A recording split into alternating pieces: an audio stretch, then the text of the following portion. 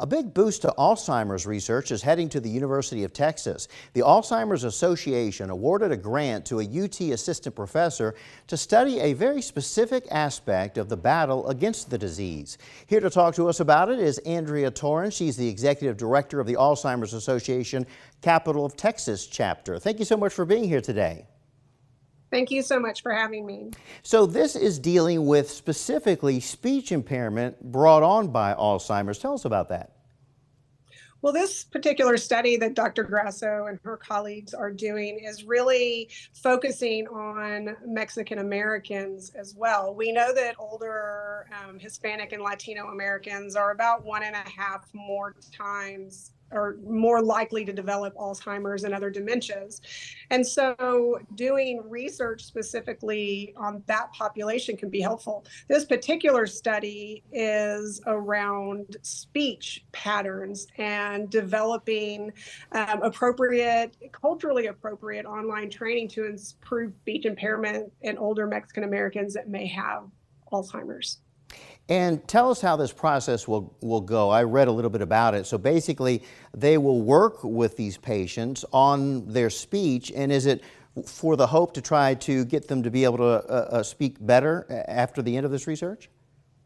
Well, actually, there have been other recent studies that have found that there are subtle changes that in speech patterns, things like the rate of one's speech or the length of the pauses in between their words, and that may be indicative of early brain changes that are observed in Alzheimer's. And those are things that are not easily detectable in clinical settings. So Dr. Grasso and her colleagues are going to be recruiting individuals with Alzheimer's associated speech impairments and work to, like I said, develop online trainings to help improve that speech impairment. With, hopefully those results are going to give insight into the language changes that may occur during Alzheimer's progression, and also perhaps lead to a new non-invasive, low-cost intervention for speech impairment in older Mexican American adults with Alzheimer's. I see. So, and this particular project is just really one of a few that the Alzheimer's Association is sponsoring through its grants, more than $1 million going throughout Central Texas. Tell us about that effort. Well, here in Central Texas, we're funding 7 research projects that range from things that, understanding Alzheimer's and dementia at a cellular level to understanding how technology can help those who are experiencing Alzheimer's and dementia. So, and as you mentioned, so we're currently funding $1.2 million in research here in Central Texas.